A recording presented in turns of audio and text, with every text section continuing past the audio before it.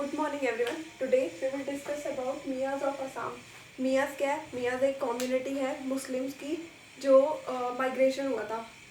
For example ये असम में है, ठीक है। असम के पास से जाती है ब्रह्मपुत्र नदी और वहीं उसके पास जो उसकी टेरिटरीज है वो लगती है बांग्लादेश से, जो पास्ट में हम जिसको मानते हैं ईस्ट बंगाल के नाम से, और हमारे पास जो है वो वेस्ट बंगाल। तो इसका क्या सीन है, इसकी थोड़ी पास्ट हिस्ट्री जान लेते हैं। जब 1871 में, जब यहाँ पे पहले, उससे भी काफ़ी टाइम पहले, जब यहाँ पे ये जो पूरा एरिया जो है इंडिया का, बांग्लादेश, भूटान, उधर से पाकिस्तान, अफगानिस्तान, ये सारा एक पार्ट हुआ करता था। बट ड्यू टू मतलब जो ब्रिटिश की जो फूट डालो और शासन करो की जो नीति आई, उसमें जो ईस्ट बंगाल जो बंगाल है उसके दो टुकड़े हो गए, एक ईस्ट बंगाल बन गया, एक वेस्ट बंगाल बन गया। बट जब पार्टीशन हुआ इंडिया का पाकिस्तान के साथ, तो पाकिस्तान ने वो वाला रीजन भी टेक ओवर कर लिया जिसको ईस्ट बंगाल के नाम से जाना जाता था। तो वो बन गया पाकिस्तान ऑक्यूपाइड रीजन।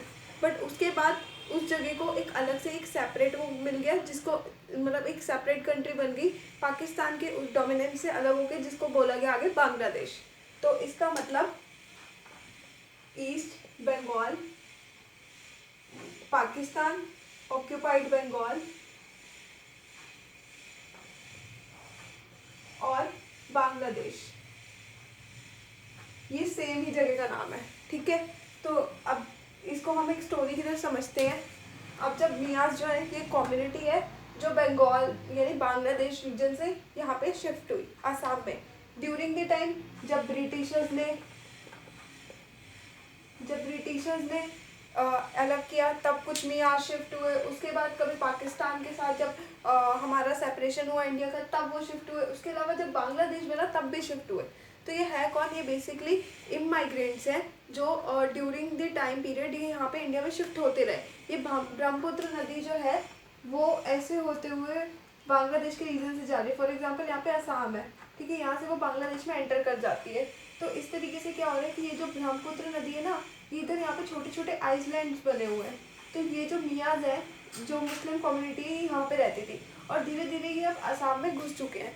तो ये अब इतना ज़्यादा हाईलाइट में क्यों है? इसलिए है क्योंकि जब ये असम में आ चुके हैं तो वहाँ की डेमोग्राफिक्स जो है, जैसे मेल फीमेल रेशियो, इसके अलावा child rate, birth rate, death rate, इन सब पे काफ़ी ज़्यादा इम्पैक्ट पड़ रहा है। एकदम से जो असम की जो डेमोग्राफिक कंडीशन है वो बहुत ज़्यादा इन्फ्लुएंस हो रही है इन लोग की वजह से।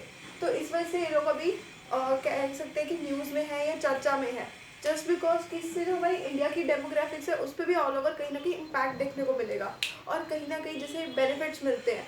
फॉर एग्जांपल मुस्लिम कम्युनिटी के लिए कुछ कोटा कहीं जगह पे कुछ कैसे, तो उनके बेनिफिट्स भी ये लोग ले रहे हैं। तो कहीं ना कहीं असम के लोगों ने इस चीज़ पे एक बहुत बड़ा इशू रेस किया है कि भाई ये लोग बाहर से आते हैं और यहाँ पे रह रहे हैं, इनके पास कोई प्रूफ नहीं है, कोई कुछ नहीं है, ये हमारी जॉब्स खा रहे हैं। तो उस चीज़ के बेसिस पे ये बनाया गया, ठीक है।